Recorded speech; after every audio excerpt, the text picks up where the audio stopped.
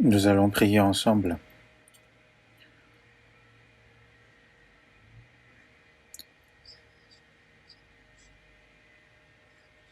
Dieu notre Père, qui est plein de grâce, tu nous as trouvés d'abord, nous qui étions éloignés de toi à cause de nos péchés. Et par ton sang précieux, tu nous as lavés de nos péchés et tu nous as sauvés sans rien en retour de notre part, et tu nous as établis en tant que tes enfants, et tu nous as accordé le paradis éternel. Et nous te remercions pour toutes ces grâces que tu nous as données. Et nous qui sommes sauvés par ton sang précieux, le reste de nos jours que tu nous accordes, aide-nous à suivre selon ta volonté et aussi à nous efforcer pour l'évangélisation et au service. Et nous te remercions aussi de nous avoir justement accordé ces grâces. Et nous qui sommes sauvés, nous sommes réunis devant ta parole. Et merci de nous avoir donné cette occasion d'apprentissage et aussi tous les frères et sœurs, même si nous ne pouvons nous réunir tous ensemble, où qu'ils soient, accorde-leur aussi par la même grâce et qu'ils puissent aussi s'efforcer davantage à suivre ta volonté, à être établis par ta parole et aussi de vivre le reste de leur vie pour toi, Seigneur. Et aussi à tous nos églises en Corée et aussi dans tous les autres pays, à tous nos saints, à tous nos frères et sœurs qui souhaitent justement vivre selon ta volonté. Veille sur eux et aussi tiens-les par ta puissance et par ta parole pour qu'aucun ne se perde.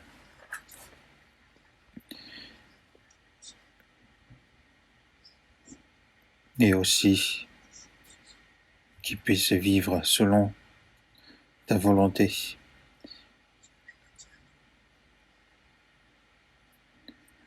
Et à cause de la pandémie, nous sommes tous dans les difficultés, mais nous savons que tu nous protèges malgré ces situations. Et que cette situation puisse s'apaiser au plus vite pour que, à la fin des temps, justement, que nous puissions à nouveau se réunir librement et aussi d'évangéliser plus librement, qu'on puisse transmettre cet évangile au plus de personnes possible pour que pour que la grâce te soit rendue seule.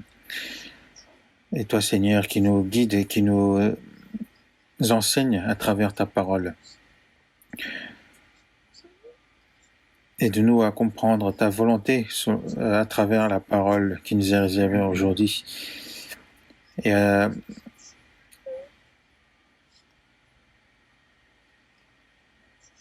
nous accorder aussi par plus de force et de puissance et aussi de sagesse.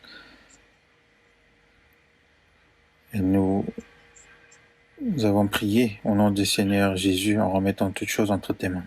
Nous avons prié. Amen. Nous allons voir dans 1 Corinthiens, chapitre 1.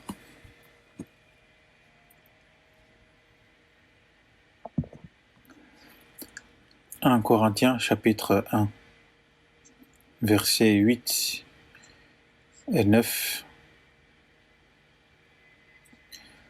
1 Corinthiens, chapitre 1, versets 8 et 9.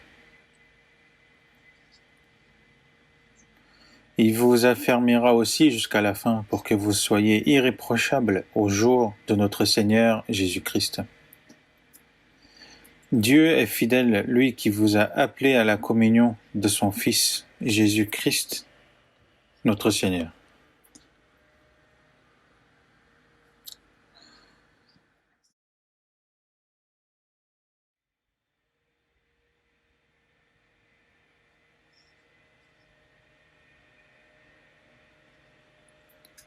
il y a quelque chose qu'on vérifie tous les jours, n'est-ce pas?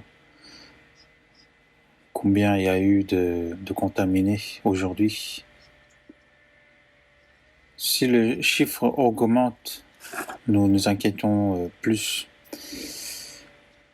Mais si le chiffre diminue, ça nous apaise un petit peu dans notre cœur.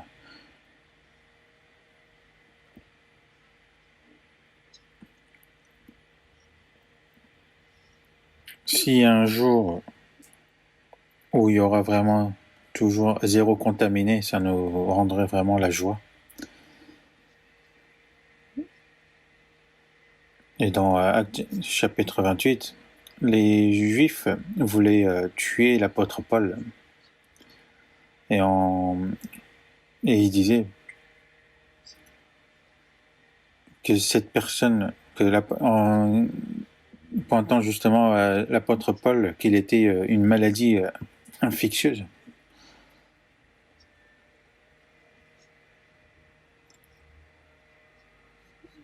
Il disait que c'était celui qui propage une maladie infectieuse qui est Jésus-Christ. Et en fait, ça m'a rappelé cette chose-là. On s'inquiète quand il y a plus de malades et lorsqu'il y en a moins, ça nous rend la joie aussi, n'est-ce pas? Mais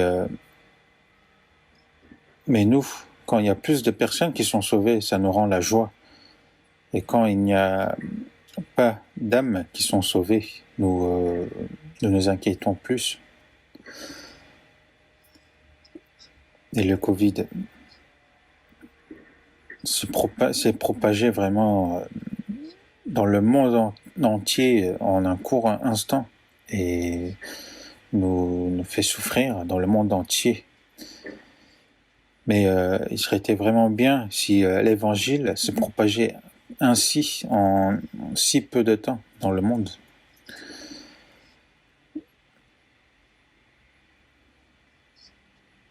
Mais j'aimerais que le virus de l'évangile justement se propage plus que les pandémies.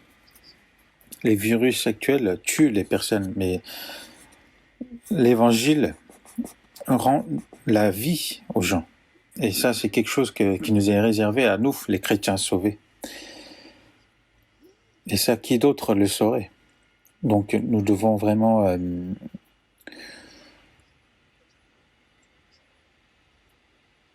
comme est écrit dans Actes chapitre 2, 47, « Et le Seigneur a ajouté chaque jour à l'Église ceux qui étaient sauvés, pour qu'il y ait plus de personnes qui soient sauvées, et que la joie et la grâce soient rendues à Dieu et à nous aussi. » Et ça, je recherche vraiment dans mon cœur. Et le dimanche matin, donc nous apprenons justement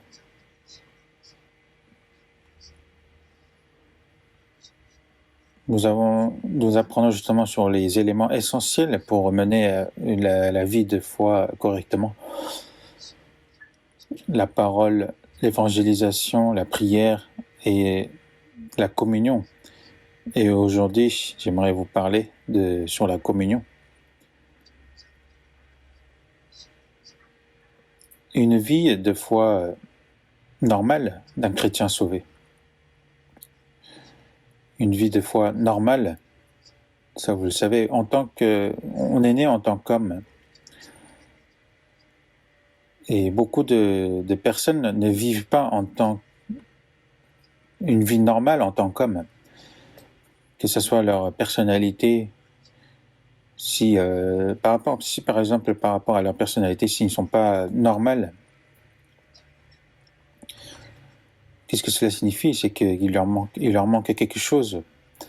Alors que ils sont nés en tant qu'hommes, mais s'ils vivent en tant que des animaux sauvages, et il y en a beaucoup qui vivent ainsi,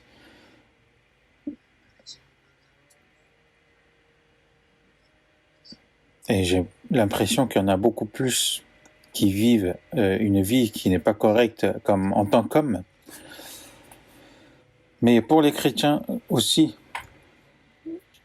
comment elle est. En tant que chrétiens sauvés, nous devons vivre selon notre statut qui est l'enfant de Dieu. Mais nous avons reçu le salut qui est si précieux.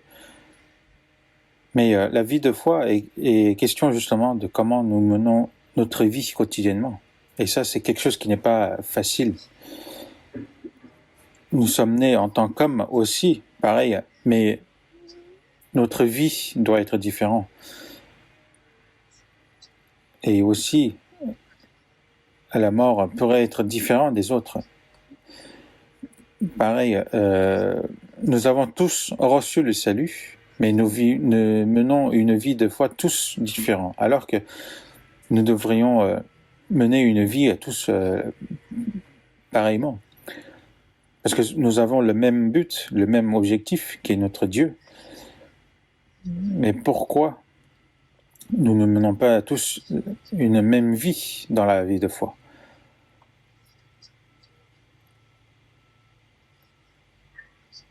Et ça me fait vraiment mal au cœur parce que j'ai l'impression qu'il y a beaucoup plus qui mènent une vie qui n'est pas correcte en tant que chrétien dans la vie de foi que de ceux qui mènent une vie normale dans la vie de foi. Et c'est pour ça je suis en train de faire le sermon justement sur les 4 éléments essentiels de la vie de foi. Mais ça, il faut vraiment vérifier aussi dans son cœur.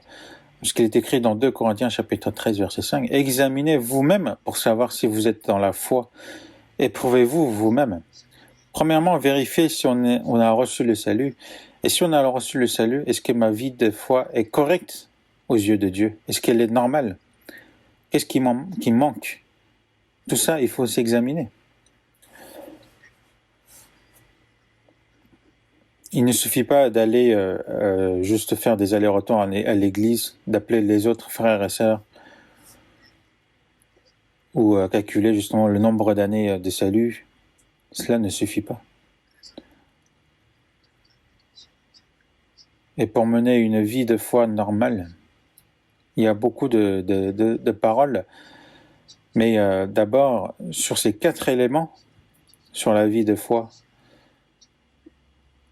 il faut qu'on vérifie à travers la parole justement ces 4 éléments dans notre vie. Premièrement, c'était la parole.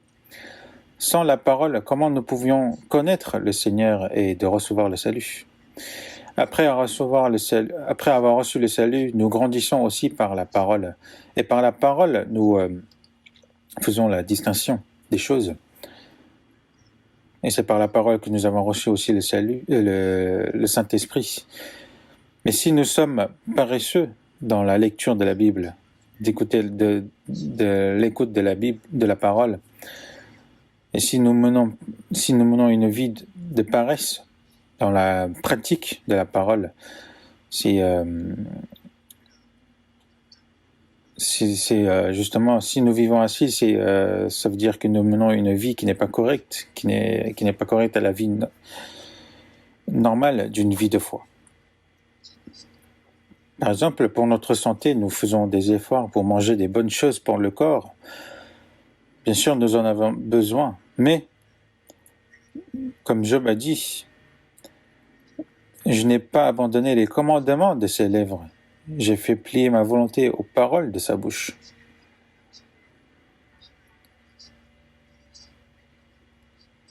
Et comme Job a dit justement qu'il aimait plus la parole de Dieu que les nutriments. Il faut lire, écouter et le pratiquer dans sa vie. C'est ça, c'est la vie de foi, n'est-ce pas? Et aussi la prière. Comme nous sommes si faibles, nous avons continuellement besoin de l'aide de la part de Dieu. Et la prière, c'est de reconnaître sa faiblesse, de se mettre à genoux devant Dieu et d'aider son aide. Parce que sans aide de Dieu, est-ce qu'on pourra bien mener notre vie de foi? Et certains disent que la prière, c'est comme la respiration. Parce que sans respiration, on va mourir, n'est-ce pas? Donc il faut vraiment prier.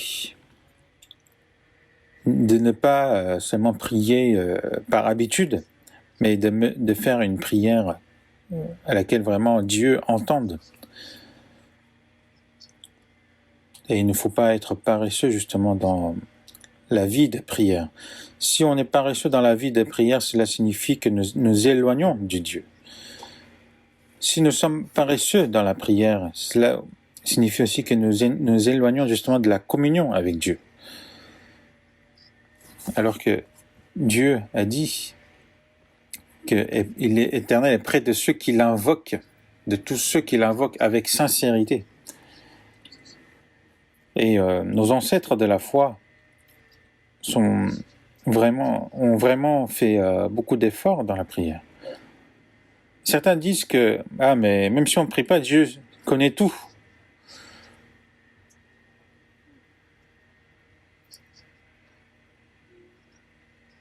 Mais Israël, par exemple, était un peuple de Dieu. Mais comme est écrit dans Ézéchiel qu'il fallait qu'ils invoquent Dieu, justement. Et le Seigneur nous a dit aussi que et vous ne possédez pas parce que vous ne demandez pas. Donc, comment ne pas prier, justement? Il faut donc vraiment nous efforcer dans la prière. Ensuite, la dernière fois, donc, on a parlé de l'évangélisation. Le Seigneur, pour nous sauver, est mort sur la croix. Et les apôtres et aussi tous les chrétiens, tous nos ancêtres de la foi, ils ont évangélisé jusqu'à la mort. Et nous savons que l'évangile ne s'est pas propagé automatiquement. C'est parce qu'il y a eu beaucoup de sacrifices avant nous jusqu'à ce que le salut arrive à nous. Mais si nous connaissons cela, et si nous nous en fichons complètement par rapport au salut des autres, dans ce cas, il faudra vraiment vérifier son propre salut. Si vous connaissez l'importance de votre âme, il faut reconnaître aussi l'importance des âmes des autres. Je ne mourrai pas, je vivrai et je raconterai les œuvres de l'Éternel. Et ça, c'est le but du chrétien sauvé. Et aussi la mission, la plus grande mission que le Seigneur nous a donnée.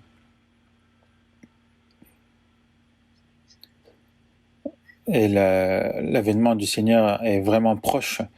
Mais pourquoi le Seigneur, pourquoi Dieu attend encore? Et Dieu attend encore dans ces temps de fin du monde. Pour que justement, qu'il y ait plus de personnes qui soient sauvées. Et c'est à cause de ça justement que le reste de notre temps nous est réservé. Et nous ne pouvons les gâcher ce temps-là. À partir de la semaine prochaine, il y aura justement la retraite d'automne. Et c'est la moisson. Il est dit, levez les yeux et regardez les champs qui déjà blanchissent pour la moisson. La moisson, la fin des moissons approche et il faut que nous nous efforcions justement à évangéliser. Si le temps de moisson finit sans que nous puissions récolter, sans que nous puissions évangéliser, nous aurons vraiment honte quand nous serons devant le Seigneur.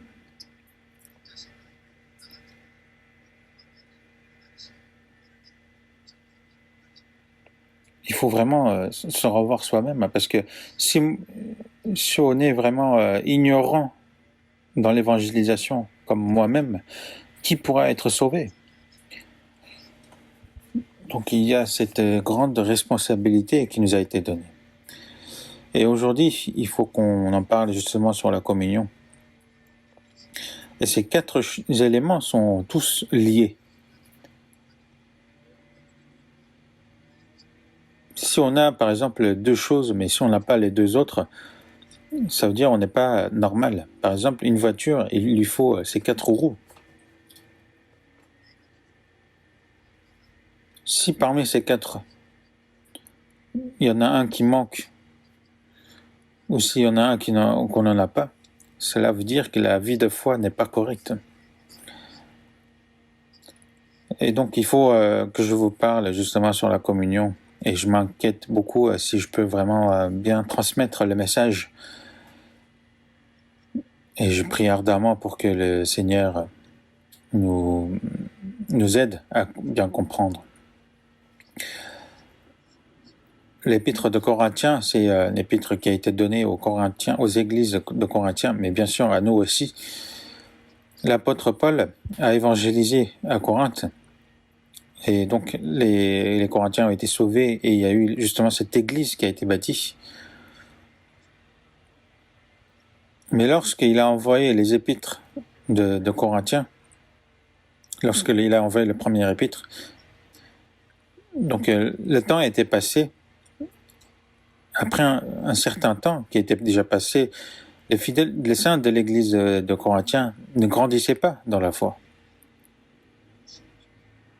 Et il est dit justement, mais comme à des hommes charnels, comme à des enfants en Christ, parce que vous êtes encore charnels. Et donc les paroles qui ont été données à l'église corinthienne, c'est destiné à ceux qui sont encore jeunes dans la foi, qui sont encore, qui en manquent encore des choses et qui sont encore dans les charnels. Mais cette parole nous est destinée à nous tous, parce que personne ne pourra dire j'ai grandi dans la foi au max. Par exemple, notre corps, on dit que la croissance termine au bout d'un certain temps, mais il faut savoir que la foi, ce n'est pas quelque chose qui... par exemple, la croissance de la foi ne s'arrête pas. Il faut croître jusqu'à arriver au niveau du Seigneur. Donc il faut vraiment continuer à grandir. Si ce n'est pas le cas, ça veut dire qu'on n'est pas normal. Il y a des personnes qui sont vraiment pas normales, qui sont un petit peu pas normales. Mais en tout cas, ces paroles nous sommes destinés. On va relire dans 1 Corinthiens, chapitre 1, verset 7 et verset 7.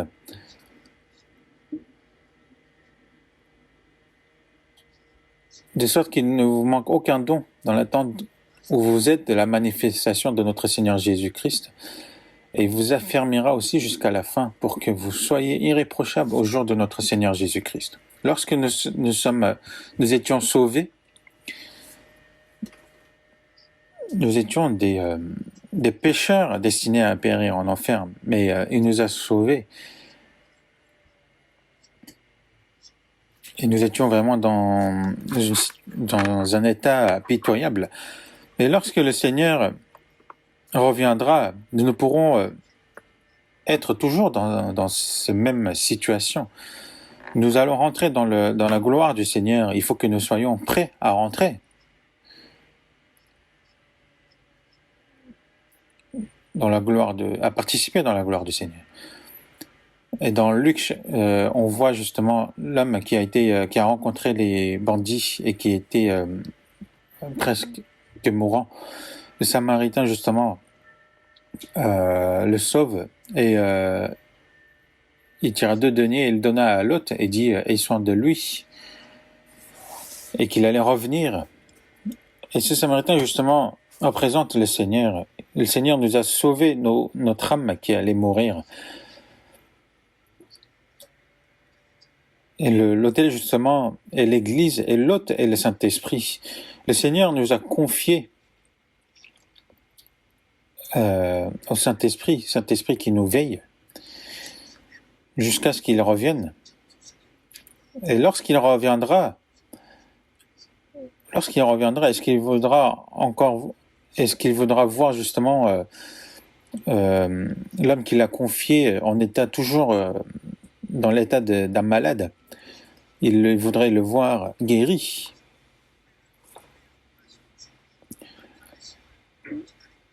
Donc nous aussi, nous attendons justement le retour du Seigneur.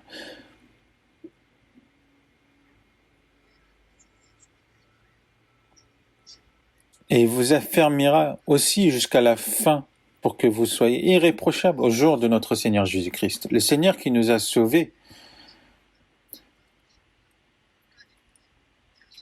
il nous affermira jusqu'à la fin.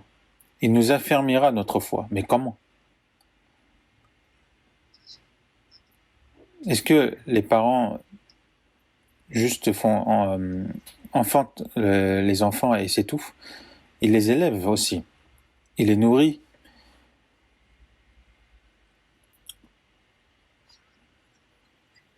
Il leur donne tout ce qu'ils ont besoin.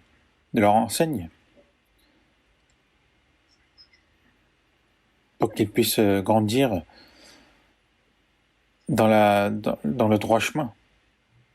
Si par exemple le père était un homme qui a vraiment réussi, il voudrait aussi que son enfant réussisse. Les parents donc enfantent les enfants, mais aussi font grandir les enfants. C'est le Seigneur qui nous a enfantés et aussi qui nous fait grandir jusqu'à son retour. Même si nous sommes faibles, même si nous manquons cruellement des choses, il nous attend.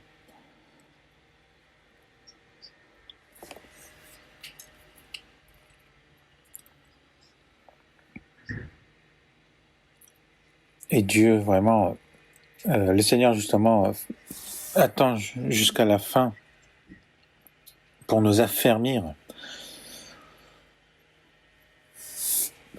Après, il y a des enfants qui répondent justement à l'attente de ses parents, mais il y en a beaucoup aussi qui n'atteignent pas justement à leur attente. Mais pour quelle raison?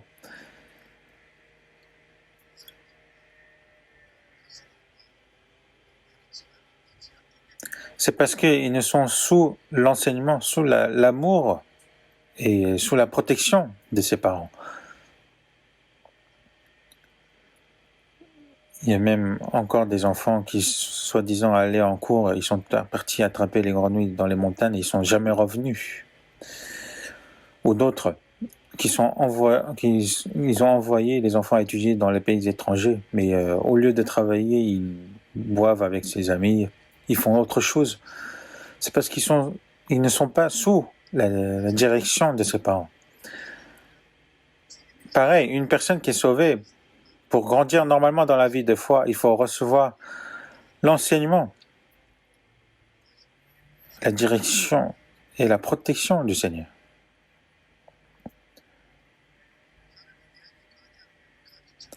Si quelqu'un ne demeure pas en moi, il est jeté dehors comme le sarment et il sèche. Il faut que nous demeurons justement toujours dans le Seigneur pour recevoir la grâce et la protection du Seigneur. Parce que c'est le Seigneur qui nous affermit jusqu'à la fin. Parce que l'affermissement, justement, ce n'est pas quelque chose qui se fait automatiquement. Il faut que nous le soyons dans le Seigneur. Dans le verset 9, Dieu est fidèle, lui qui vous a appelé à la communion de son Fils, Jésus-Christ, notre Seigneur. Mais qu'est-ce que cela signifie, être dans le Seigneur? Donc cette personne qui a rencontré les bandits, et pour être guéri, justement, comme le Samaritain a donné de l'argent à l'autre jusqu'à ce qu'il revienne, pour qu'il prenne soin de lui. Le Seigneur nous a confié justement dans l'Église. Lui qui vous a appelé à la communion de son Fils, Jésus-Christ notre Seigneur.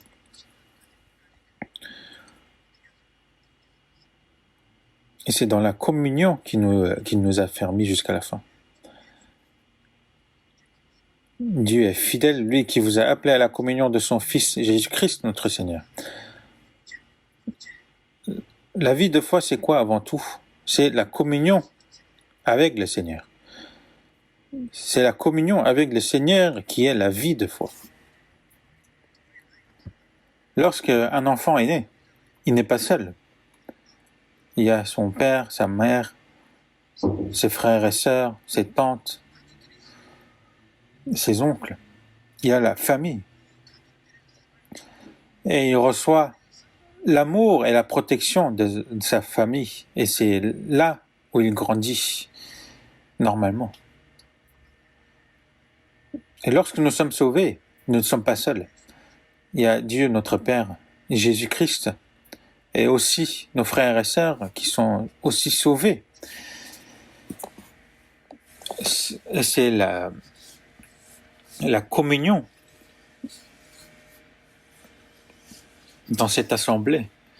Imaginons si nous sommes nés et si nous sommes seuls. Nous deviendrons comme des animaux. Parce que non seulement seuls, nous ne pouvons recevoir le salut.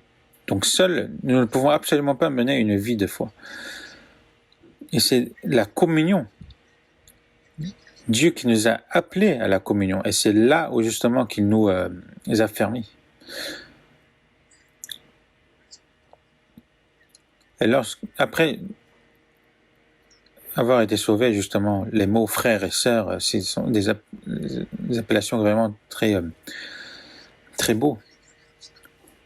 Certains disent réunissons vite pour faire la communion. Et la communion est terminée. Quand est-ce que la communion commence et quand est-ce que la communion finit? Non, c'est lorsque nous sommes sauvés, la communion commence et jusqu'à la mort.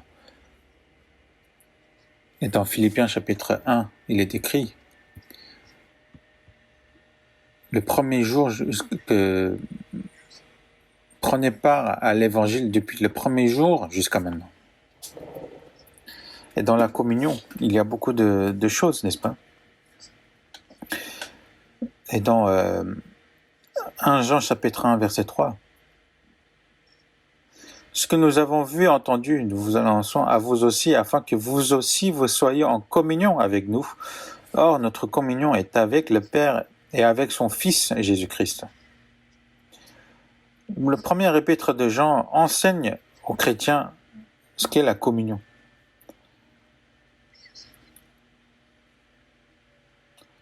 Notre communion est avec le Père et avec son Fils Jésus-Christ, avec le Saint-Esprit.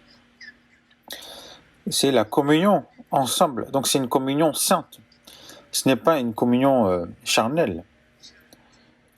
Même à cette heure-ci, Dieu est avec nous et le Saint-Esprit est avec nous et ainsi nous communions ensemble. Et ça, c'est le mystère, c'est le secret. Et si on parle justement de la communion d'un autre mot, c'est l'Église. Si nous ne sommes pas sauvés, nous ne pouvons participer à cette communion. De manifester ma joie au sujet de la part que vous prenez à l'Évangile depuis le premier jour jusqu'à maintenant. Je suis persuadé que celui qui a commencé en vous cette bonne œuvre la rendra parfaite pour le jour de Jésus-Christ. Et l'apôtre Paul, dans les difficultés, il a évangélisé et l'église philippienne avait commencé. Il était emprisonné quand il a envoyé justement cet épître aux Philippiens. Depuis le premier jour jusqu'à maintenant, même si je suis emprisonné là actuellement dans la prison romaine, vous êtes dans la communion. Et qui que ce soit, si vous êtes sauvé, vous êtes dans la communion du Seigneur. À cette époque, il n'y avait point de téléphone. Il n'y avait pas beaucoup de moyens de communication. Mais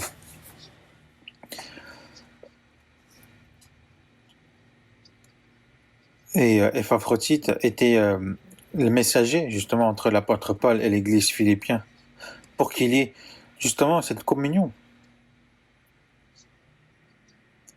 Et nous, justement, nous avons beaucoup de facilité à faire la communion. Même si nous ne pouvons se réunir ensemble, à cette heure-ci, nous écoutons tous ensemble la parole.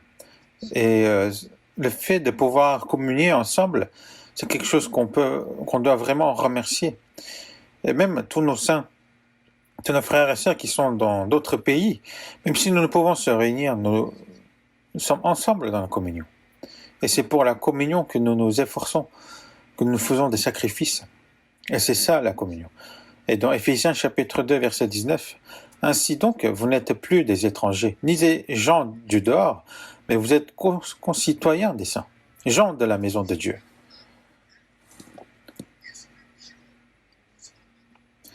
La famille dans la maison de Dieu, du salut, est beaucoup plus important que la famille charnelle, parce que nous formons un corps, nous sommes frères et sœurs en étant sauvés par le même sang.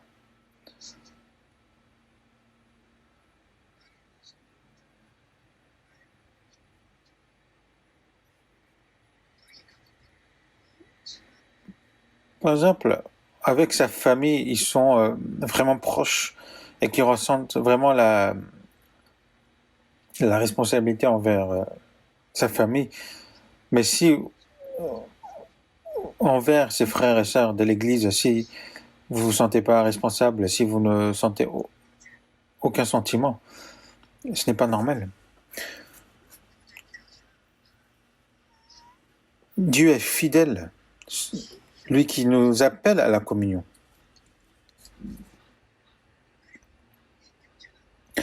Et aussi, cette communion, c'est de l'unification dans le Seigneur. L'unification dans le Seigneur est la communion. Dans Jean chapitre 10, verset 16, « J'ai encore d'autres brebis qui ne sont pas de cette bergerie. » Donc à ce moment-là, il y avait les fidèles qui sont sauvés parmi les Juifs. Mais j'ai encore d'autres brebis, signifie justement les païens. Ceux-là, il faut que je les amène. Ils entendront ma voix, il y aura un seul troupeau, un seul berger. Et notre berger, celui qui est mort pour nous et qui nous a sauvés, le Seigneur Jésus, il est notre berger et nous sommes son troupeau. Un seul troupeau, un seul berger. Nous ne formons qu'un seul troupeau.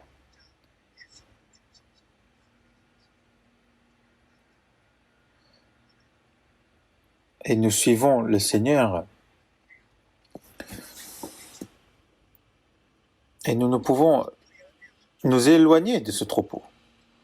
Parce qu'il y a un seul troupeau et un seul berger. Jean, on va voir dans Jean chapitre 17. Jean chapitre 17. Jean chapitre 17, verset 21. Versets 21 à 23, je vais vous lire. « Afin que tous soient un comme toi, Père, tu es en moi, et comme je suis en toi, afin qu'eux aussi soient un en nous, pour que le monde croie que tu m'as envoyé. Je leur ai donné la gloire que tu m'as donnée, afin qu'ils soient un comme nous sommes un. Moi en eux et toi en moi, afin qu'ils soient parfaitement un, et que le monde connaisse que tu m'as envoyé et que tu les as aimés comme tu m'as aimé. »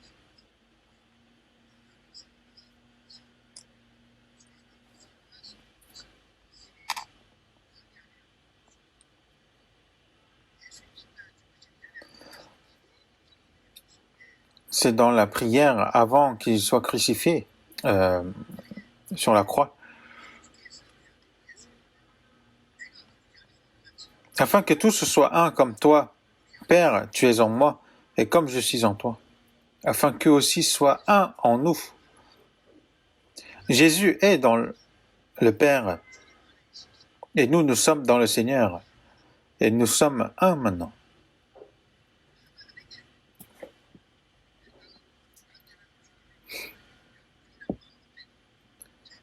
Et sa prière se répète pour nous unifier, pour l'unification.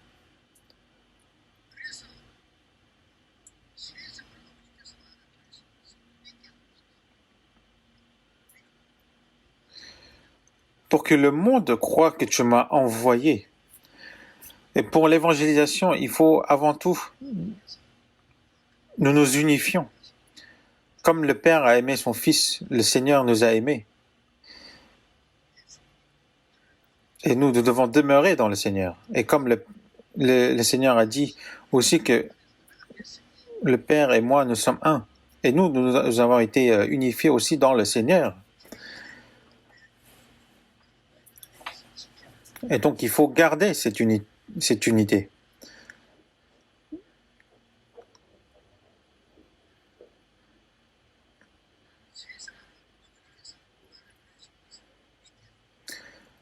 Pour que le monde croie que tu m'as envoyé. Pour bien évangéliser, il faut d'abord être dans la communion et être unis.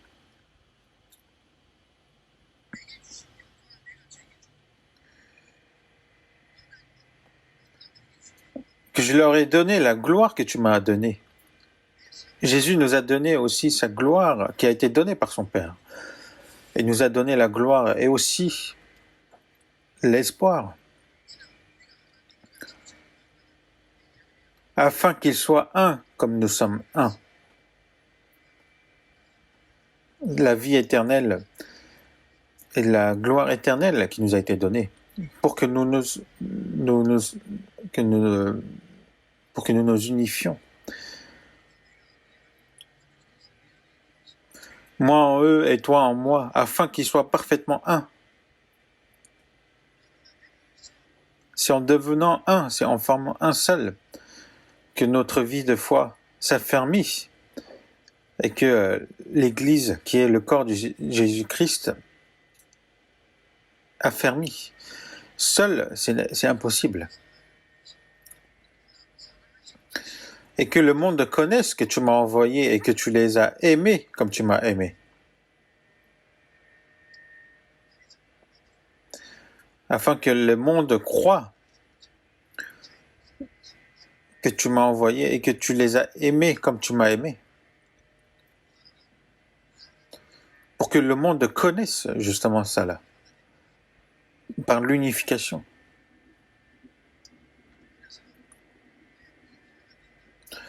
Donc l'unité est vraiment très importante.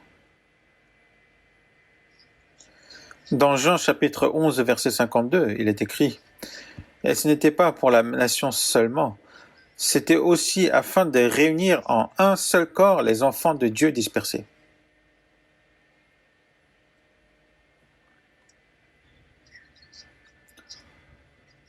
À cause par les péchés, les hommes se sont dispersés dans le monde, mais Dieu les rassemble pour les unifier. Et c'est pour cette raison que le Seigneur est mort. Le but de notre salut, c'est pour nous établir en tant qu'enfants de Dieu et de nous emmener au paradis, mais aussi pour nous unifier. C'est pour cette raison qu'il est mort. C'est pour ça, dans Éphésiens chapitre 4, versets 3 et 4, vous efforçant de conserver l'unité de l'esprit par le lien de la paix.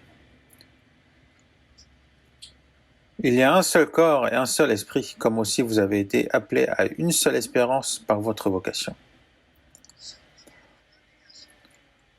L'unité de l'esprit. Le Saint-Esprit nous fait comprendre la grâce et l'amour du Seigneur et nous donne le salut.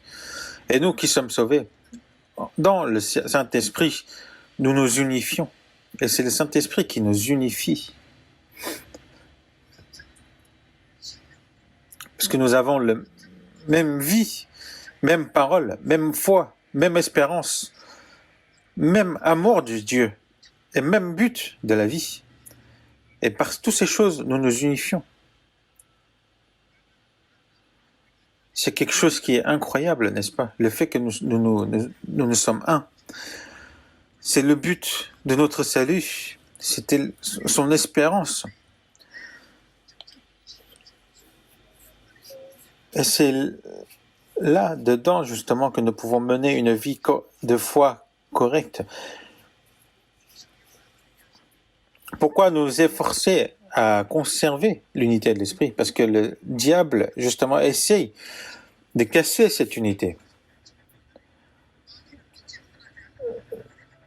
Dieu attend impatiemment, avec patience, justement, pour que le monde soit sauvé. Mais le contraire, justement, du diable, lui, il s'efforce pour que les gens ne soient pas sauvés, aussi de disperser les gens qui sont sauvés. Il ne pourra prendre le salut des chrétiens, mais il peut très bien détruire la vie de foi. Comme le diable me connaît aussi. Et à tous les frères et sœurs qui sont faibles dans la foi ou qui sont encore jeunes, il nous fait disputer, il nous crée de la jalousie pour nous disperser. Pourquoi efforcer de conserver l'unité de l'esprit?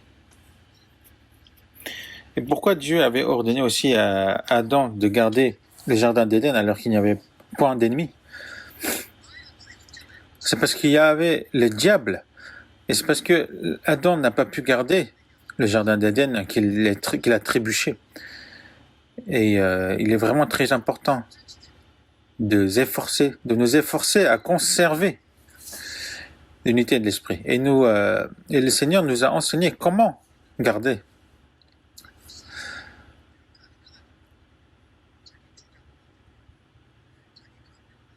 Et parmi les frères et sœurs, pour moindre des choses, ils montrent leurs sentiments, ils créent de la jalousie, des disputes. Ce n'est pas bon. En tant que chrétiens sauvés, et si nous sommes unis dans le Saint-Esprit, nous sommes une assemblée sainte. Et le fait d'être dedans, justement, c'est quelque chose qui est très important.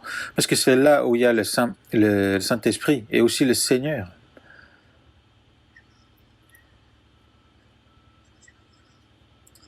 Et en mot grec, la communion est justement koinonia. Et j'ai regardé la signification de ce mot. C'est de s'assembler pour le même but et de faire des efforts ensemble. C'est ça la signification. Pour nous aider justement à vivre pour le même but que le Seigneur. Donc, de vivre en ayant le même but et de s'efforcer pour ce même but, c'est la communion. Et dans 1 Corinthiens chapitre 12, verset 13, il est écrit « Nous avons tous en effet été baptisés dans un seul esprit pour former un seul corps, soit juif, soit grec, soit esclave, soit libre. Et nous avons tous été abreuvés d'un seul esprit. » Quel que soit le statut, quelle que soit sa nationalité, nous formons un seul corps.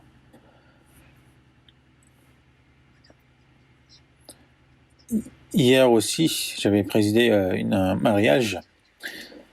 Donc c'est Dieu qui a qui a tissé le lien. Maintenant, ils sont devenus un seul corps. C'est pourquoi l'homme quittera son père et sa mère et s'attachera à sa femme, et ils deviendront une seule chair.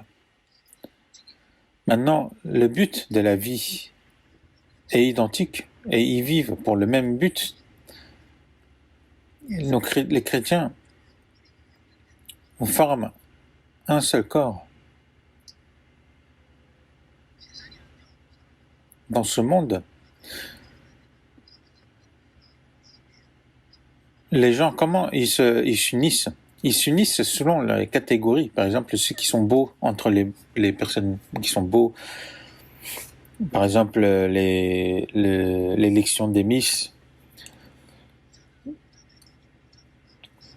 Ou par exemple, les riches, ils ont leur propre groupe, leur propre réunion. Et les gens qui sont pauvres, ils ne peuvent même pas participer. Et les personnes aussi qui sont puissantes, qui ont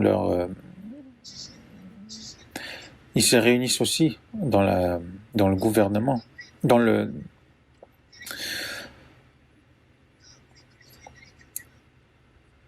etc. Donc la communion des chrétiens sauvés, quel que soit leur statut, quel que soit, qu'ils soient riches, pauvres, qu'ils aient des connaissances ou non, ce n'est pas par la chair, mais c'est nous avons le même but et nous formons un seul corps. Et nous devons nous efforcer justement à conserver cette unité. Il ne faut pas diviser. Et ça, ce n'est pas la volonté de Dieu. Si on divise l'unité, c'est commettre un péché. Comment le pain devient du pain? Est-ce que le pain existe dès le départ? Non, il faut que la farine ou du blé, justement, devienne de la farine. Et ainsi devenir le pain. Le Seigneur a donné sa vie pour nous, pour renouer le lien entre nous et Dieu.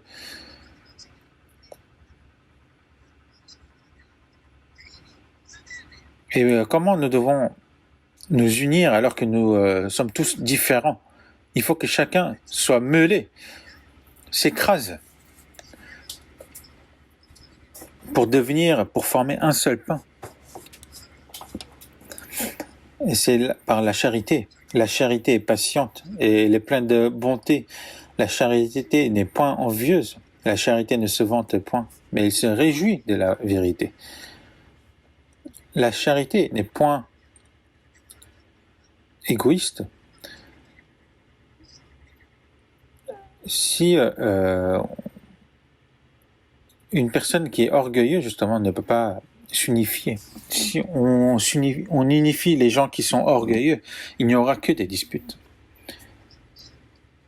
Et la charité est patiente. Il y a des personnes qui sont vraiment impatients, c'est qu'ils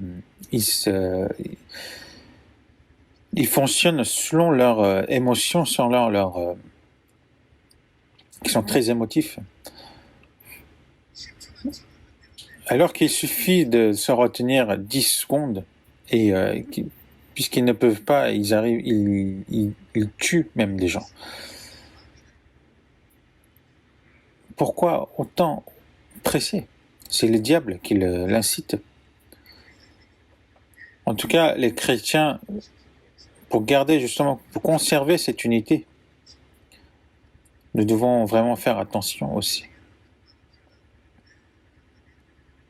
Dans une famille, il y a des nouveau-nés ou des enfants qui sont vraiment qui n'écoutent pas ses parents ou des grands-parents qui sont très âgés en avance. Mais malgré cela, ils forment une famille. Et s'ils ne sont pas une famille, comment ils pourront supporter toutes ces choses?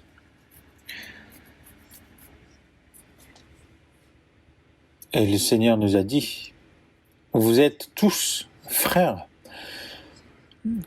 Le Seigneur, comme le Seigneur nous a aimés, il faut que nous nous aimons chacun les autres. C'est ça la communion sainte.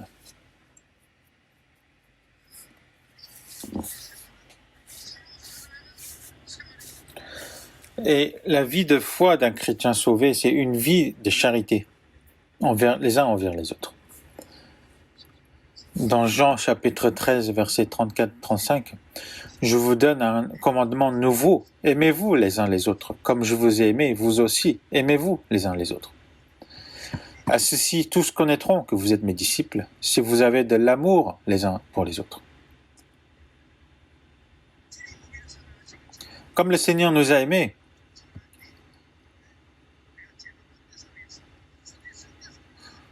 est-ce que le Seigneur nous a aimés lorsque nous étions dans la bonne voie? Non, c'est lorsque nous étions ses ennemis, Dieu nous a aimés. Même si nous nous comportons comme un gamin, Dieu nous aime. Et même si nous sommes faibles, même si nous manquons des choses, Dieu nous aime. Et c'est avec cet amour que nous devons aussi nous aimer les uns les autres. Nous avons connu l'amour en ce qu'il a donné sa vie pour nous. Nous aussi, nous devons donner notre vie pour les frères.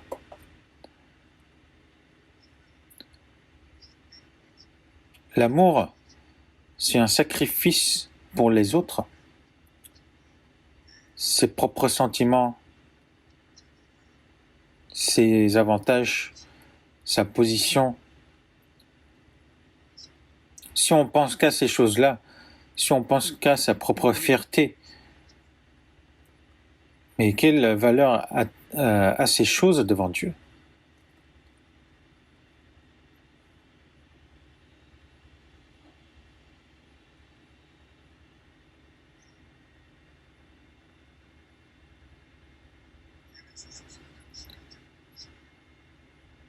Dans Éphésiens, chapitre 4,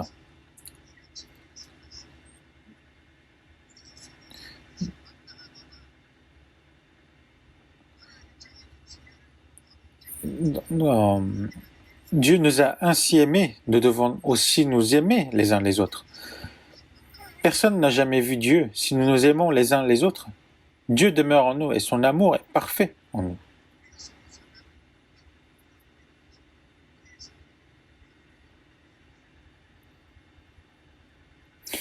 Et son amour est parfait en nous. Personne n'a jamais vu Dieu, mais nous nous aimons le Seigneur et nous aimons les frères et sœurs. Et si nous nous aimons entre nous, Dieu demeure en nous.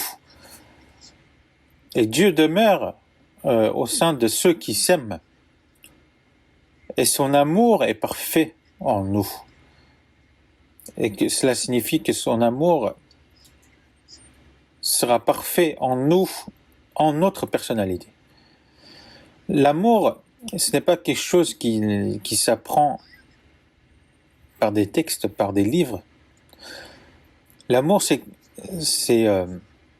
quelque chose qu'on doit pratiquer, qu'on doit, par la patience, par les sacrifices, par les épreuves.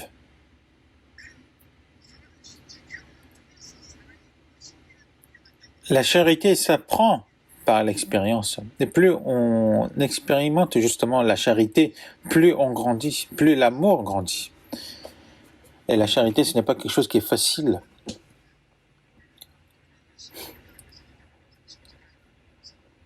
Et la charité dont parle justement dans le 1 Corinthiens chapitre 13, c'est la personnalité du Christ qui doit s'exercer en nous.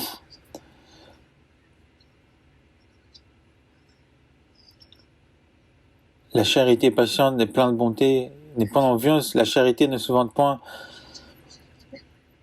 La charité est patiente. Pourquoi la charité est patiente? Parce que nous n'avons pas la patience. C'est avec l'amour qu'on ait là justement la patience. Et maintenant nous sommes dans la communion, et c'est dans la communion que nous apprenons davantage sur la charité du Seigneur. La charité du Seigneur, à quel point il nous a aimés. Et si Dieu n'avait pas la patience, nous n'aurions jamais été sauvés. Il a été patient jusqu'au bout. Et dans 1 Jean chapitre 4, verset 19, il est écrit, pour nous, nous l'aimons parce qu'il nous a aimés le premier. C'est parce que le Seigneur nous aime que nous l'aimons. Et c'est parce que nous aimons le Seigneur que nous aimons les frères. Et nous avons de lui ce commandement, que celui qui aime Dieu aime aussi son frère.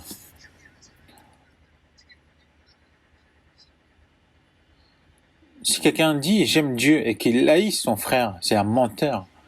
Car celui qui n'aime pas son frère qu'il voit, comment peut-il aimer Dieu qu'il ne voit pas? C'est parce que nous aimons le Seigneur que nous aimons nos frères. Et comme le Seigneur a donné sa vie pour nous, nous aussi nous pouvons donner notre vie pour nos frères. Mais pourquoi disputer pour la moindre des choses? Ce ne serait pas correct. Nous allons voir dans Éphésiens chapitre 4.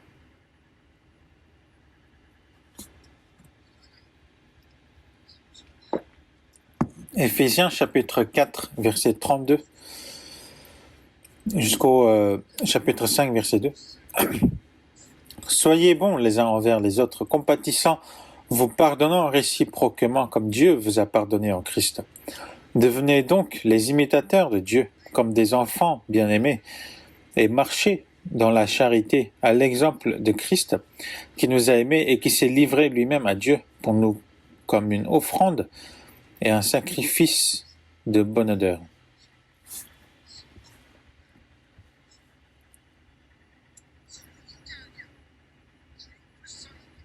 Soyez bons les uns envers les autres, compatissants.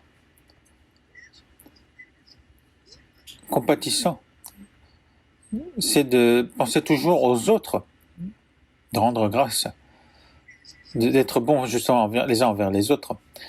Et aussi en étant compatissant. Parmi nous, il peut y avoir des personnes qui sont vraiment dans les souffrances, dans les difficultés.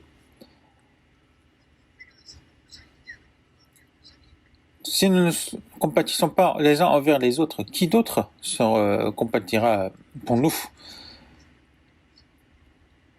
Parce que le Seigneur nous compatit, justement, nous devons aussi compatir les autres. Soyez bons les uns envers les autres, compatissants, vous pardonnant réciproquement comme Dieu vous a pardonné en Christ. Comme le Seigneur nous a pardonné, nous qui étions son ennemi, nous qui devions périr en enfer, le Seigneur nous a pardonné. Alors pourquoi nous ne pouvons pas pardonner les frères et sœurs?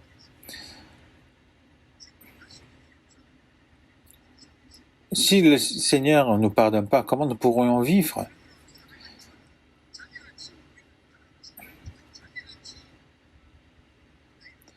Et marcher dans la charité à l'exemple de Christ qui nous a aimés. De le pratiquer.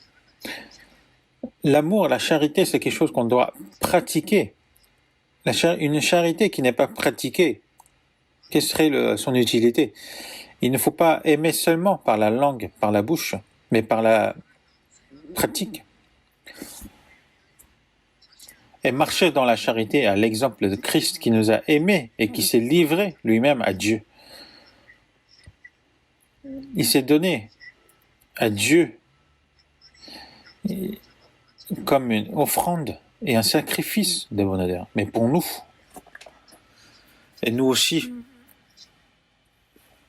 si nous sacrifions pour les frères et sœurs, qu'est-ce qui serait dommage? Comme Dieu nous a aimés, nous devons aussi aimer nos frères et sœurs. Et cette communion, c'est d'être ensemble, de communier, de rassembler la force et de montrer notre bonté. Et dans Hébreux chapitre 10, versets 24-25, pour nous exciter à la charité et aux bonnes œuvres. Pour nous exciter à la charité et aux bonnes œuvres.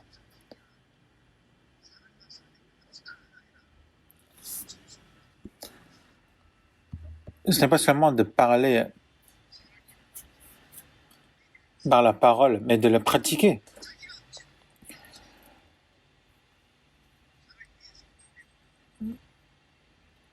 Il y a des personnes qui disent ah non, dans notre église il n'y a pas d'amour.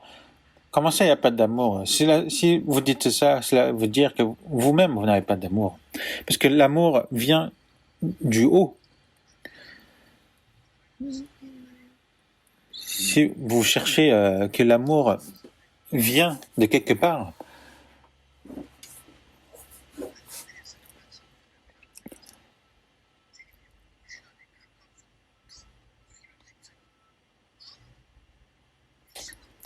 mais exhortons-nous réciproquement, et cela d'autant plus que vous voyez s'approcher le jour. Il faut obéir et aussi pratiquer au commandement de Dieu, qui est la charité. Et la communion, c'est aussi d'être sous la protection et l'aide de Dieu dans la communion.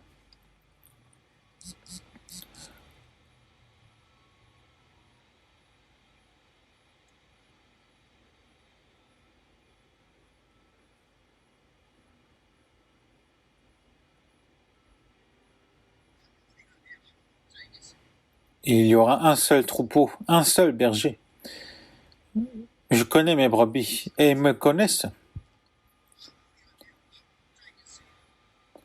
Et il y aura un seul troupeau, un seul berger.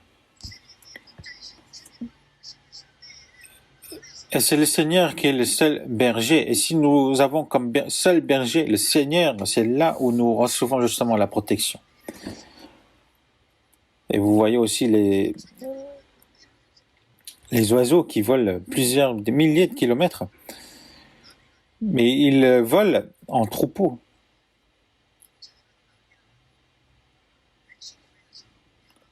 Et lorsque je vois des documentaires, je vois des oiseaux qui volent à plusieurs kilomètres, plusieurs milliers de kilomètres. Mais ils ne volent pas tout seuls, ils volent en troupeau.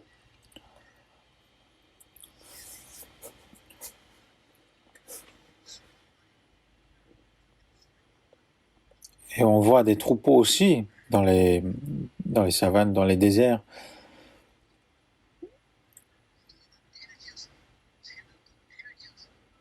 Que ce soit les poissons, les oiseaux, ils se rassemblent, ils sont rassemblés en troupeaux pour se protéger. Et le Seigneur est en nous justement pour nous protéger. Même les animaux, s'ils sont dans les troupeaux, que ce soit les petits ou ceux qui sont âgés, s'ils sont dans les troupeaux, ils sont protégés. Parce que les animaux sauvages rôdent autour d'eux.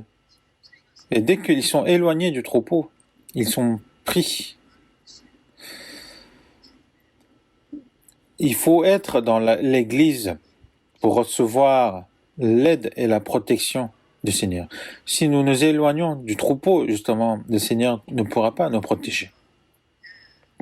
C'est dans le troupeau que le Seigneur nous protège.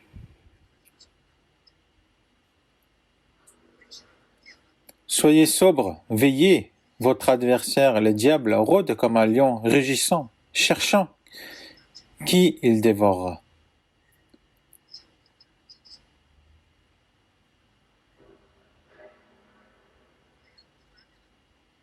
Si nous sommes éloignés du troupeau, nous devenons la nourriture du diable.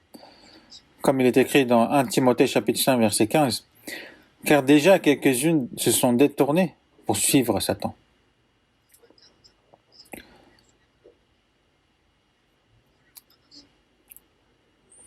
Même si nous sommes sauvés, à cause de sa convoitise charnelle, s'il s'éloigne justement de la communion, il devient un cible de Satan.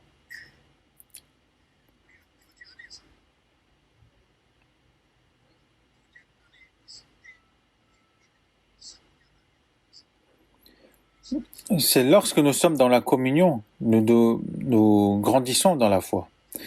Dans 1 Pierre chapitre 2, verset 2, désirez comme des enfants nouveau-nés le lait spirituel et pur, afin que par lui vous croissiez pour le salut. Lorsqu'un nouveau-né, s'il est dans la sein de sa mère, il grandit. Même les animaux, par exemple les oiseaux, même les petits, s'ils mangent bien ce que leur mère apporte, ils grandissent. Si on est sauvé, mais si on connaît même pas c'est quoi la vie de foi, c'est lorsqu'on reste dans la communion. C'est comme nous sommes nous restons dans la sainte de la mère.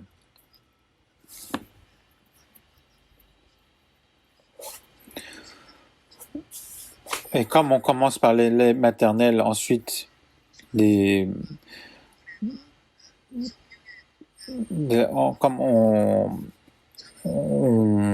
on grandit, plus notre nourriture change aussi. Donc, plus on grandit aussi, on continuera à apprendre d'autres choses.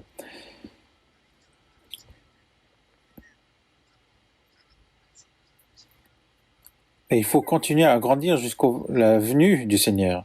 Personne ne pourra dire « j'ai assez grandi dans la foi ». Il faut grandir jusqu'à atteindre Christ. On va voir dans Éphésiens chapitre 4. Éphésiens chapitre 4, verset 13. Jusqu'à ce que nous soyons tous parvenus à l'unité de la foi et de la connaissance du Fils de Dieu, à l'état d'homme fait à la mesure de la stature parfaite de Christ. Jusqu'à ce que nous soyons tous parvenus à l'unité de la foi.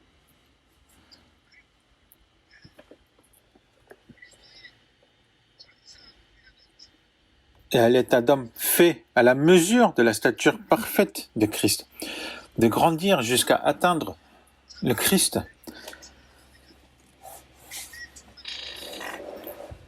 Jusqu'à la stature parfaite de Christ. Il faut continuer à grandir. Ensuite, chapitre 4, verset 15. 15 et 16. Mais que, professant la vérité dans la charité, nous croissions à tous égards en celui qui est le chef, Christ. C'est de lui et grâce à tous les liens de son assistance que tout le corps, bien coordonné et formant un solide assemblage, tire son accroissement selon la force qui convient à chacune de ses parties et s'édifie lui-même dans la charité. C'est dans la charité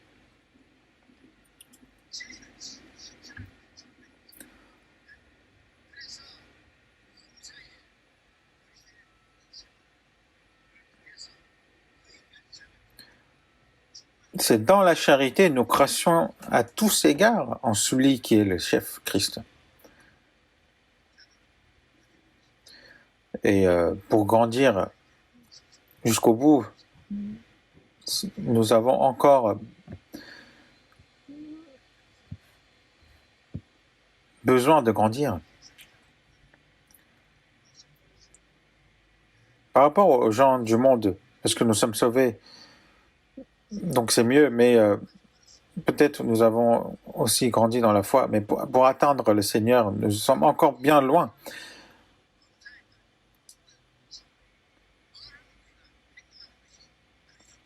Nous croissions à tous égards en celui qui est le chef, Christ.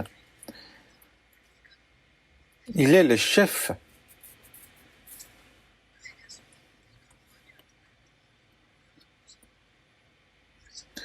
C'est de lui et grâce à tous les liens de son assistance que tout le corps, bien coordonné, et formant un solide assemblage. Et c'est par les frères et sœurs aussi, nous grandissons. Tire son accroissement. Lorsque je grandis, l'Église aussi croît. selon la force qui convient à chacune de ses parties et s'édifie lui-même dans la charité. Et lorsque notre Église, au début, il y avait beaucoup de bruit, de disputes. C'est comme les enfants qui jouent ensemble et qui se disputent.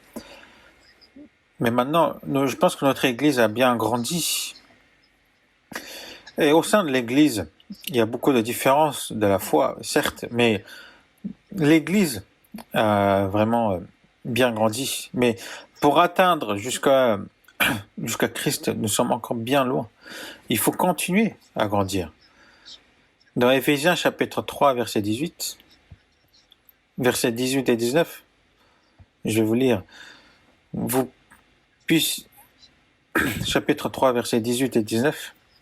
Vous puissiez comprendre avec tous les saints quelle est la largeur, la longueur, la profondeur et la hauteur, et connaître l'amour de Christ qui surpasse toute connaissance, en sorte que vous soyez remplis jusqu'à toute la plénitude de Dieu.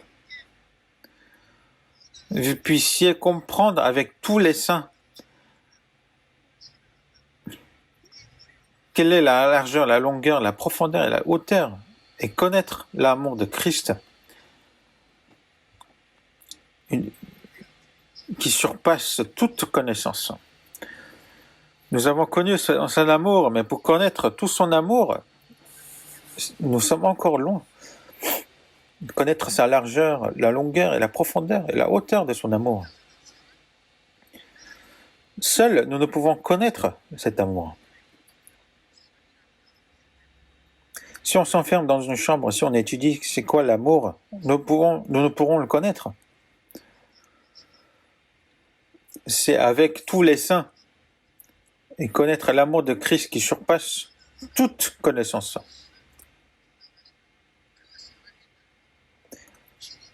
Cette largeur, la longueur et la profondeur de cet amour qui reçoit tout le monde.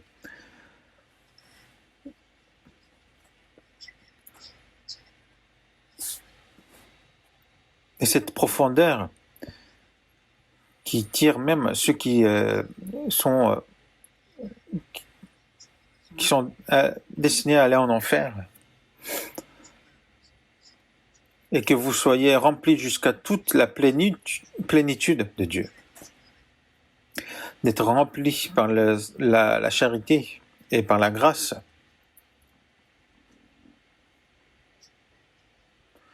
C'est par la personnalité du Seigneur que nous devons être remplis. Et c'est ça, de croître dans le Seigneur jusqu'à atteindre le Seigneur. Et dans 1 Philémon chapitre 1, verset 6, il est écrit « Je lui demande que ta participation à la foi soit efficace pour la cause du Christ, en faisant reconnaître en nous toute espèce de bien. » C'est l'apôtre Paul qui est emprisonné, qui envoie à Philémon.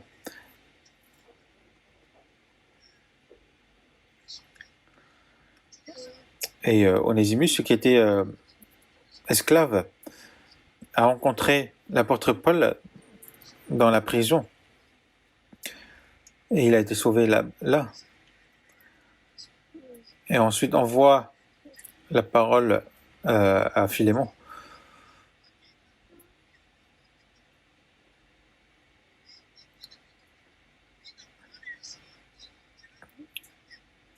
C'est une communion dans la foi entre Paul qui est emprisonné et Philémon qui est dehors.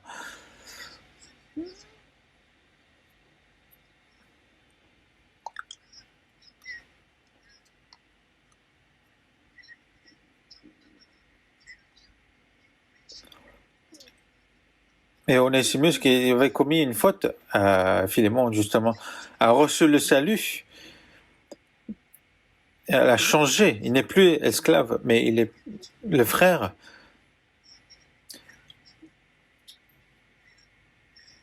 Et qu'il participe à la foi.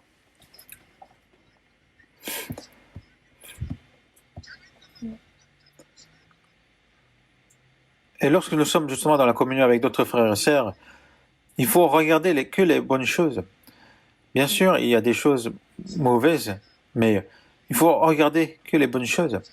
Par exemple, l'église de Séoul, avec l'église de Gwangju, avec l'église de Daegu, de Daejeon, de Russie, des États-Unis. Qu'est-ce qu'on apprend des autres églises? Nous apprenons la bonté du Seigneur de chaque église. Seul, qu'est-ce qu'on va apprendre seul? C'est par la communion qu'on apprend les bonnes choses, les bonnes œuvres des autres, et ainsi d'essayer de rassembler les uns les autres, et ainsi de croître jusqu'à atteindre le Seigneur. Apprendre ensemble les bonnes choses, les bonnes œuvres, et ainsi de devenir de plus en plus parfait.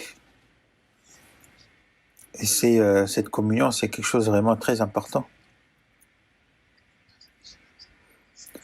Seuls, nous ne pouvons mener une vie de foi. C'est par la communion que nous apprenons les bonnes œuvres.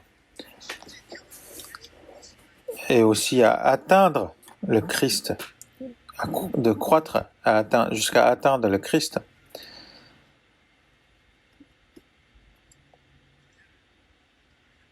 Et la communion est très importante. Il ne faut pas négliger la communion. Et dans 1 Corinthiens chapitre 13, verset 11, l'apôtre Paul dit « Lorsque j'étais enfant, je parlais comme un enfant, je pensais comme un enfant, je raisonnais comme un enfant. Lorsque je suis devenu homme, j'ai fait disparaître ce qui était de l'enfant. » L'apôtre Paul aussi avait un moment où, comme il était un enfant, mais il a grandi, il est un adulte. Mais où? Dans la charité. C'est dans la charité et dans l'amour du Christ qu'il a grandi.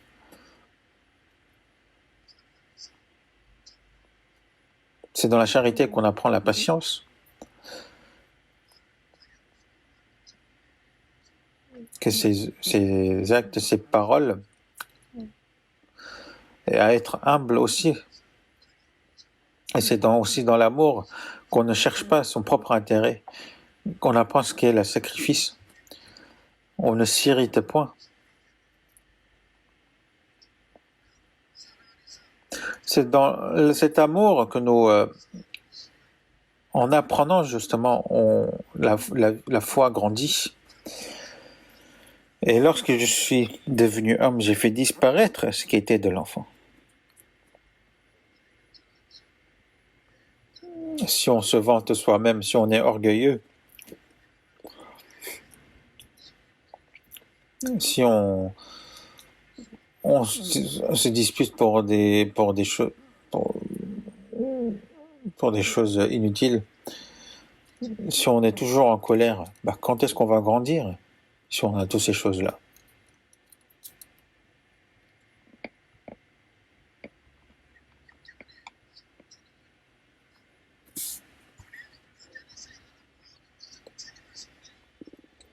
Et tout ce qu'on fait dans la communion, c'est de servir le Seigneur.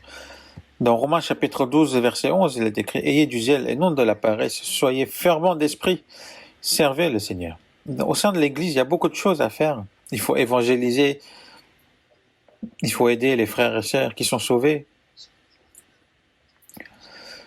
Lorsque dans une famille, il y a beaucoup de membres, justement, nous avons énormément de choses à faire. C'est pareil.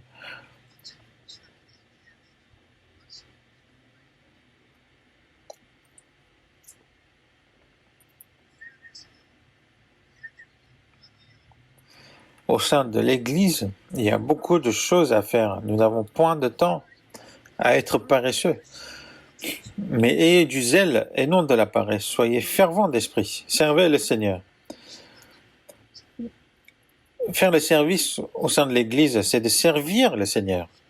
Dans Matthieu chapitre 20, verset 28, il est écrit « C'est ainsi que le Fils de l'homme est venu, non pour être servi, mais pour servir et donner sa vie comme la rançon de plusieurs. » C'est pour servir que le Seigneur est venu, jusqu'à donner sa vie. Il n'est pas venu pour être servi, mais pour servir. Dans Luc chapitre 22, verset 27, Jésus dit Quel est le plus grand, celui qui est à table ou celui qui sert? N'est-ce pas celui qui est à table? Et moi, cependant, je suis au milieu de vous comme celui qui sert. Si une personne est assise, on lui apporte des choses à manger, à boire. Donc c'est celui qui est assis qui est grand, n'est-ce pas? Et celui qui sert, le petit. Mais Jésus a dit qu'il est en tant que celui qui sert. Mais pourquoi les gens veulent être justement celui qui est à table, qui soit servi? Par quelle autorité? Le Seigneur, en lavant les pieds de ses disciples, qu'est-ce qu'il a dit? Il a dit, si donc je vous ai lavé les pieds, moi le Seigneur et le Maître, vous devez aussi vous laver les pieds les uns aux autres. Car je vous ai donné un exemple afin que vous fassiez comme je vous ai fait. Laver les pieds, ce sont les esclaves qui le font. Au sein de l'Église, nous devons servir comme l'esclave sert son maître. Dans Philippiens chapitre 2, versets 5 à 8, il est écrit « Ayez en vous les sentiments qui étaient en Jésus-Christ, lequel, existant en forme de Dieu, n'a point regardé comme une proie à arracher d'être égal avec Dieu, mais s'est dépouillé lui-même en prenant une forme de serviteur, en devenant semblable aux hommes et ayant paru comme un simple homme. Il s'est humilié lui-même, se rendant obéissant jusqu'à la mort, même jusqu'à la mort de la croix. Alors qu'il était au point égal avec Dieu, mais il n'a point regardé à être à égal de Dieu, mais qui s'est dépouillé lui-même en prenant une forme de serviteur. Le Seigneur nous a montré l'exemple des serviteurs. Et ensuite, dans Colossiens chapitre 3, versets 23 à 24, il est écrit « Tout ce que vous faites, faites-le de bon cœur, comme pour le Seigneur, et non pour des hommes, sachant que vous recevrez du Seigneur l'héritage pour récompense. Servez le Christ, le Seigneur. » Que ce soit dans la famille, dans le travail, dans l'Église, il ne faut pas qu'on le fasse pour des hommes, mais qu'on le fasse pour le Seigneur. Et que nous avons l'héritage pour récompense. Servez Christ le Seigneur. Servez Christ le Seigneur. Comme le serviteur sert son maître.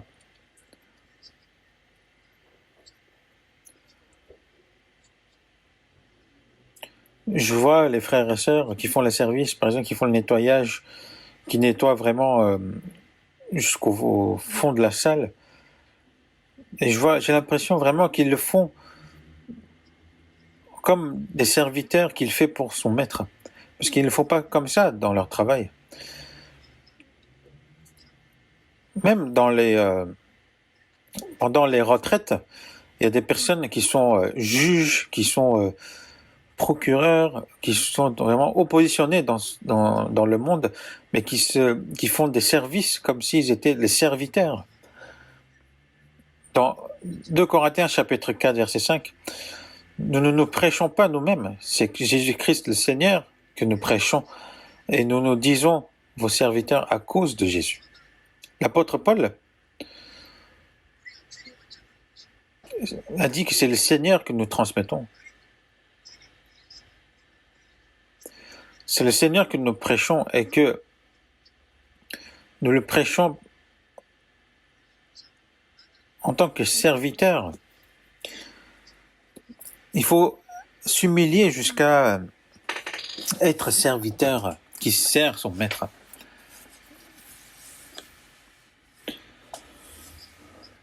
Et aussi, il est écrit dans Philippiens chapitre 3, verset 3. Il faut faire le service par le Saint-Esprit.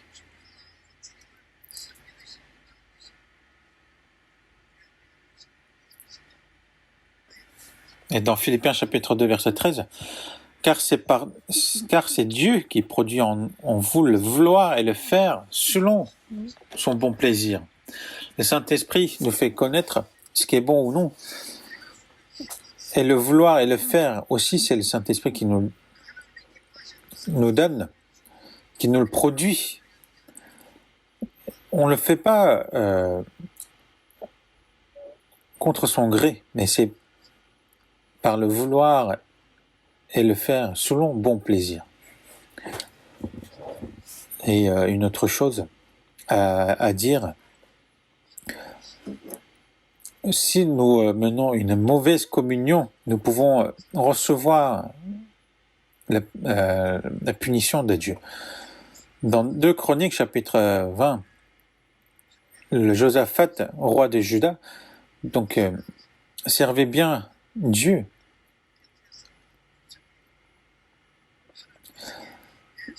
Il avait détruit le temple d'Azéra et il était bon devant Dieu.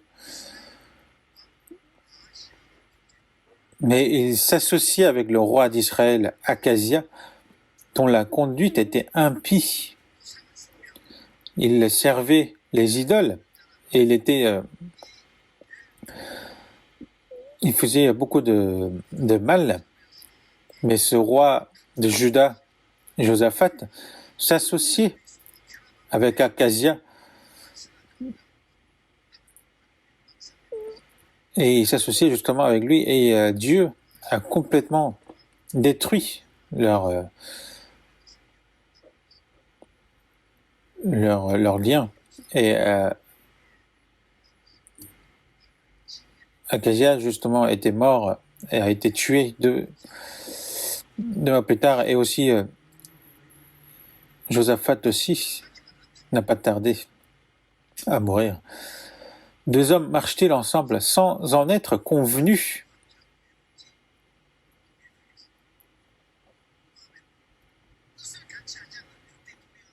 Comment marcher ensemble si nous n'avons pas le même but? Comment un homme croyant et non-croyant peuvent être ensemble? Dans 1 Corinthiens chapitre 15, il est écrit « Ne vous y trompez pas, les mauvaises compagnies corrompent les bonnes mœurs. » Certains sont beaucoup plus proches de ceux qui ne sont pas sauvés que les frères et sœurs.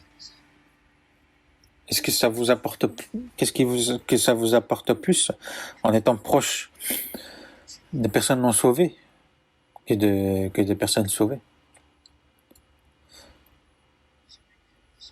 Dans Deutéronome chapitre 22 verset 10, il est écrit « Tu ne laboureras point avec un bœuf et un âne attelés ensemble. » Si vous attelez un bœuf et un âne, est-ce qu'ils vont travailler ensemble? Ils ne sont pas dans la même vitesse et ça ne marchera pas.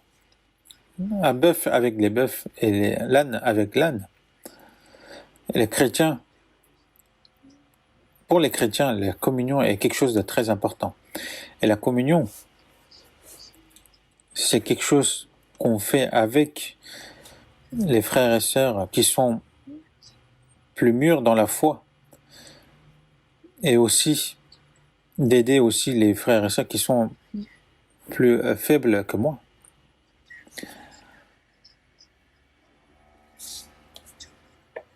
Et la chose la plus importante à faire dans la communion, bien sûr, c'est l'évangélisation. Dans Actes chapitre 9, après la Pentecôte, ils reçoivent le Saint-Esprit et ils participent à l'Église. Et le Seigneur a ajouté des personnes sauvées. Et si la communion se fait parfaitement, justement, c'est là où Dieu ajoute justement les personnes sauvées. Et c'est par la communion que le Seigneur œuvre. Dans Actes chapitre 9, verset 31, justement, l'Église était en paix dans toute la Judée, la Galilée, la Samarie, s'édifiant et marchant dans la crainte du Seigneur, et s'accroissait par l'assistance du Saint-Esprit.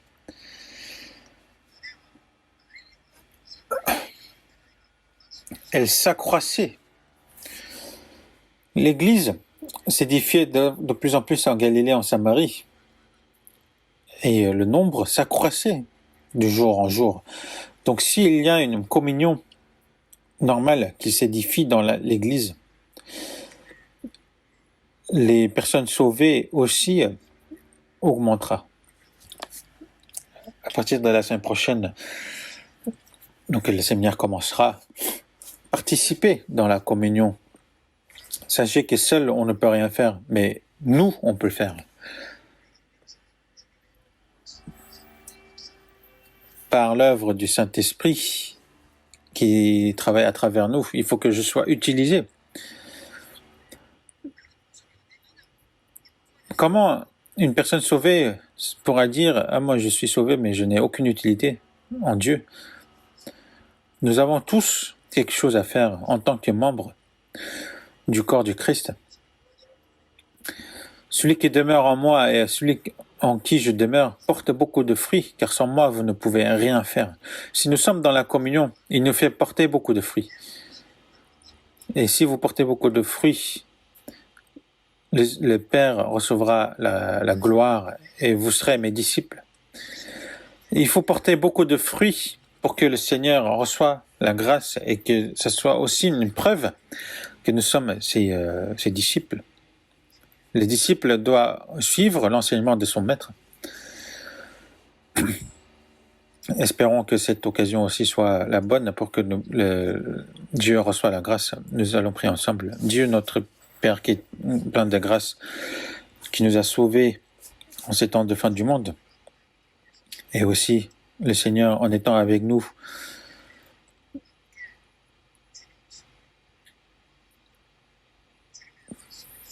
tu nous aides à servir le Seigneur dans la communion, et nous te remercions. Et nous remercions à Dieu qui nous a placés au sein de l'Église et dans la communion. Et que dans cette communion, que nous puissions croître notre vie de foi et qu'on puisse aussi mener notre vie selon ta volonté et aussi accomplir les tâches qui nous ont été confiées. Et que la retraite d'automne qui commencera à partir de la semaine prochaine et qu'il y ait que ton œuvre soit accomplie. Et nous avons prié au nom du Seigneur Jésus. Amen.